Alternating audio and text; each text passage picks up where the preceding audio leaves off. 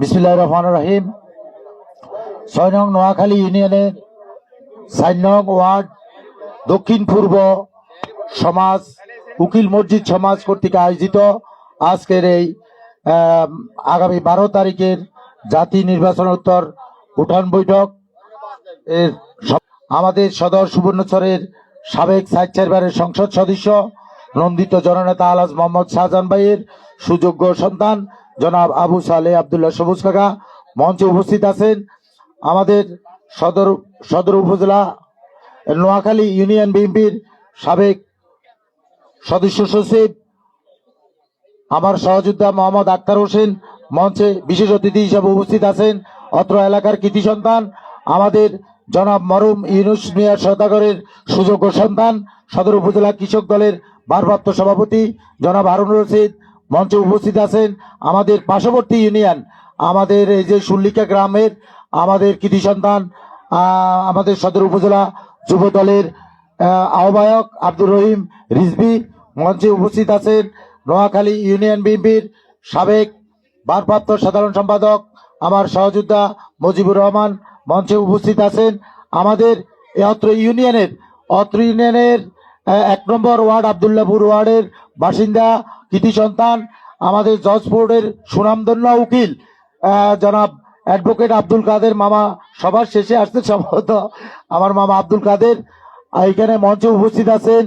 অত্র নোয়াখালী ইউনিয়ন বিএনপির সাবেক যুগ্ম সম্পাদক গোলাম হোসেন সারওয়ার মঞ্চে উপস্থিত আছেন। অত্র ওয়ার্ড বিএনপির সাবেক সংগ্রামী সভাপতি জনাব হানিফ মিয়ার সুযোগ্য সন্তান জনাব জলালউদ্দিন বাবুল সরকার মঞ্চে উপস্থিত আছেন। আমাদের অত্র ওয়ার্ড বিএনপি সাধারণ সম্পাদক আলমগীর হোসেন মঞ্চে উপস্থিত আছেন। আমাদের নোয়াখালী ইউনিয়ন যুব দলের সংগ্রামী সদস্য সচিব সাদাত হোসেন রাসেল নোয়াখালী ইউনিয়ন বিএনপির যুগ্ম সাধারণ সম্পাদক আক্তার হোসেন নোয়াখালী সদর উপজেলা বিএনপির সাবেক সদস্য ডাক্তার আবু নোমান রোকনউদ্দিন বাবলু সাহিবউদ্দিন রাশেদ রাজা সেলিম সহ এখানে রফিকুল্লাহ অনেক নেতৃবৃন্দ এখানে উপস্থিত আছেন।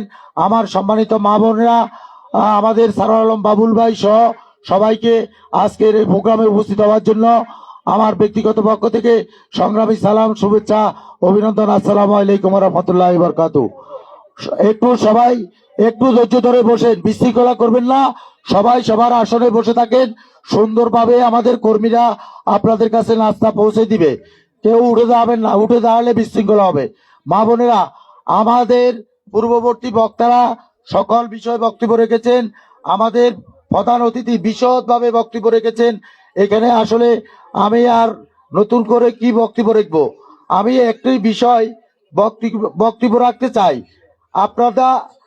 আপনাদের এখান থেকে দেখা যায় একজন মাওলানা সাহেব, একজন মুফতি দেখা যায়। মা বোনেরা একটু কথা বলেন, একজন মাওলানা সাহেব দেখা যায়।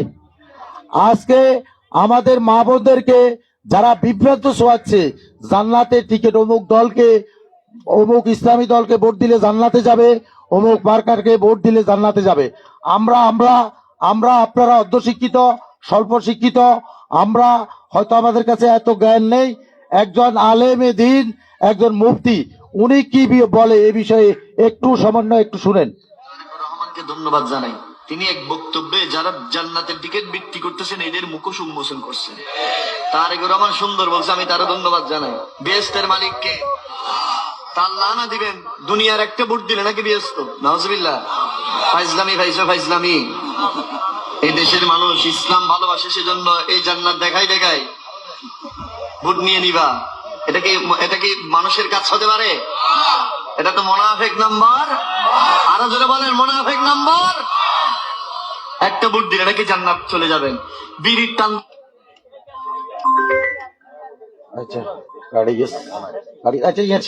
আচ্ছা যাই হোক, মা বোনেরা শুনছেন, একটা জিনিস বুঝছেন, এটা জান্নাত এত সোজা জিনিসটা। আমরা ইসলাম, আমাদের 5টি স্তম্ভের উপর ইসলাম দাঁড়িয়ে আছে, কালেমা, নামাজ, রোজা, হজ, যাকাত। আমি মুসলমান হিসেবে যদি নামাজ রোজা করি, আল্লাহ এবং রাসূলের দেখা মতো যদি চলি, আমাদের ঈমান আকীদা যদি ঠিক থাকে, তাহলে সৎ পথে চলি, তাহলে একমাত্র আমাদের জান্নাতে যাওয়ার সুযোগ আছে, তাও মহান রাব্বুল আলামিন ঠিক করবেন নাকি? কোন পার্টি কোন ব্যক্তি এটা ঠিক করার সুযোগ আছে? কিন্তু আমাদেরকে এ বিষয়ে এ ফিতনা, এটা সরাসরি শিরক। যদি আমি আপনি বিশ্বাস করি, আমাদের ঈমান থাকবে না যে কোনো মার্কায় ভোট দিলে, কোনো দলকে ভোট দিলে জান্নাতে যাব, এটা বিশ্বাস করলেও আপনি শিরক হবে। শিরক মানে আপনি আপনাকে মহান রাব্বুল আলামিনের সমান সমতুল্য ভাবেন। এটার শিরকের কোনো ক্ষমা নাই, একমাত্র আল্লাহ ছাড়া এটার কোনো, যদি উনি ক্ষমা করে, এছাড়া কোনো ক্ষমা নাই। তো যাই হোক, এখানে আরেকটা বিষয়, আমরা এই যে ইসলামী দল বলে, দলের নাম বলছে, যারা আজকে আমাদের মা বোনদেরকে এই যে ফিতনার পথে ঠেলে দিচ্ছে, বিভ্রান্ত করছে, তারা মুখে বলে এক কথা, কাজ করে আরেক রকম। এদেরকে কি বলে? মুনাফিক। যারা মুখে এক কথা বলে, কাজ করে অন্যরকম, তাদেরকে মুনাফিক বলে। তারা আমাদের মা বোনদেরকে আজকে বাড়িতে বাড়িতে বিভ্রান্ত করে ভোট দেওয়ার জন্য জান্নাতে নেওয়ার টিকিট দিচ্ছে, সবক দিচ্ছে, কিন্তু তারা মা বোনদেরকে নারীর ক্ষমতায়নে তারা বিশ্বাস করে না, নারীদেরকে ক্ষমতায়নে তারা বিশ্বাস করে না। গত কয়েকদিন আগে, আজ থেকে 4-5 দিন আগে, ওই ইসলামী দলের নেতা ডাক্তার শফিকুর রহমান, উনি বলেছেন আমাদের দেশি বেশিরভাগ কর্মমুখী মা বোনেরা গার্মেন্টসে চাকরি করে, অফিস আদালতে চাকরি করে।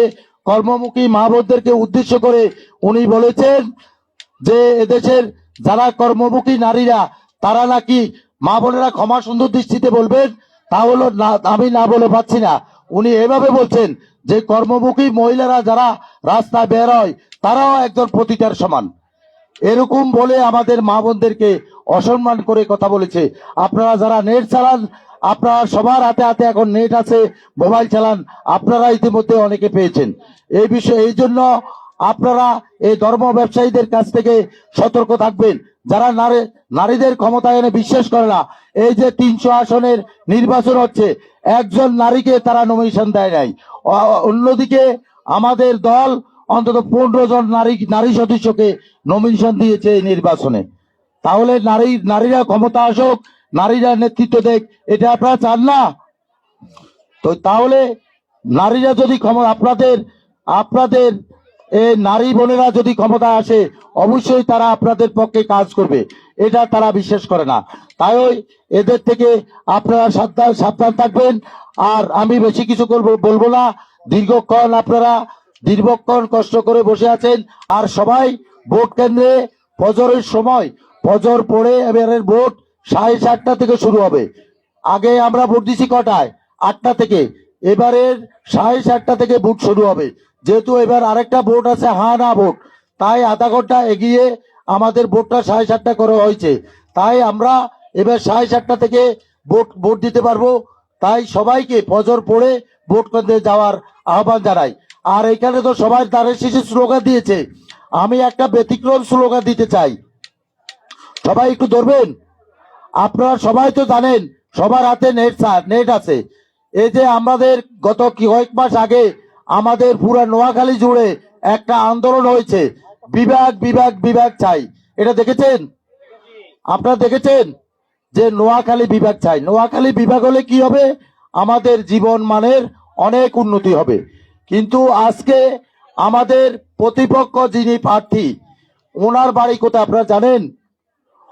আমাদের এই নোয়াখালী বিভাগ কেন হতে পারে নাই? একমাত্র কুমিল্লা আরেকটা জেলা আছে, তারাও বিভাগ চাই, এই কারণে আমাদের নোয়াখালী বিভাগটা দিতে পারে নাই। এখন আপনারা দেখেছেন আমাদের অসুস্থ মা বোনদেরকে কুমিল্লা অ্যাম্বুলেন্স থেকে নামিয়ে অ্যাম্বুলেন্সে অসুস্থ রোগী বেষ্টিত অ্যাম্বুলেন্সের উপর হামলা করে আমাদের নোয়াখালীর লোকজনকে অপমান করা হয়েছে, নির্যাতন করা হয়েছে। আমরা কেন বিভাগ চাই? এই জন্য কুমিল্লার লোকেরা এভাবে অন্যায় আচরণ আমাদের কাছে করেছে। আজকে এই নোয়াখালীর প্রার্থী যদি নির্বাচিত হন, উনি নোয়াখালী বিভাগ বাস্তবায়ন করবেন না কুমিল্লা বিভাগ বাস্তবায়ন করবেন? কোনটা করবেন? আমাদের এই সদরের যে প্রার্থী, ওনার বাড়ি কুমিল্লা। আমাদের অপোজিশন যে প্রার্থী, ওনার বাড়ি কুমিল্লা। আর আমাদের দানের শীষের যে প্রার্থী, ওনার বাড়ি হচ্ছে আমাদের নোয়াখালী। এখন নোয়াখালী বিভাগ বাস্তবায়ন করতে হলে আমাদের নোয়াখালীর প্রার্থীকে ভোট দিতে হবে না কুমিল্লার প্রার্থীকে ভোট দিতে হবে? কোথার? নোয়াখালী প্রার্থীকে বিজয় করতে হবে, তাহলে আমরা কুমিল্লা বিভাগ পেতে পারি। কারণ আর এই আমাদের প্রার্থীর বাড়ি, আপনারা আরেকটা বিষয় জানেন, আমাদের এই প্রার্থীর বাড়ি, আমাদের দানের শীষের প্রার্থী, ওনার বাড়ি আমাদের এই 6 নং নোয়াখালী ইউনিয়নে, ওনার জন্ম আমাদের এই 6 নং নোয়াখালী ইউনিয়নে। তাহলে এটা আমাদের গর্বের বিষয় না? আমাদের 6 নং নোয়াখালী ইউনিয়নের ছেলে যদি এমপি হয়, এটা আমাদের গর্ব না? অতএব আমাদের এই 6 নং নোয়াখালী ইউনিয়নের জন্ম নেওয়া আমাদের এই প্রার্থীকে আপনারা ধানের শীষে ভোট দিয়ে জয়যুক্ত করবেন। আমাদের এই সদর দক্ষিণ অঞ্চল, বিশেষ করে আমাদের অবহেলিত 6 নম্বরের যেন আমাদের বাকি উন্নয়ন কাজগুলো আমরা এগিয়ে নিতে পারি, এই জন্য আমাদের এই প্রার্থীকে আপনারা ভোট দিয়ে জয়যুক্ত করবেন এ আশা ব্যক্ত করে, আপনারা দীর্ঘ সময় এখানে বক্তব্য শুনেছেন, কষ্ট করে বসেছিলেন, এই জন্য আপনাদের সবার কাছে আমরা কৃতজ্ঞতা প্রকাশ করি।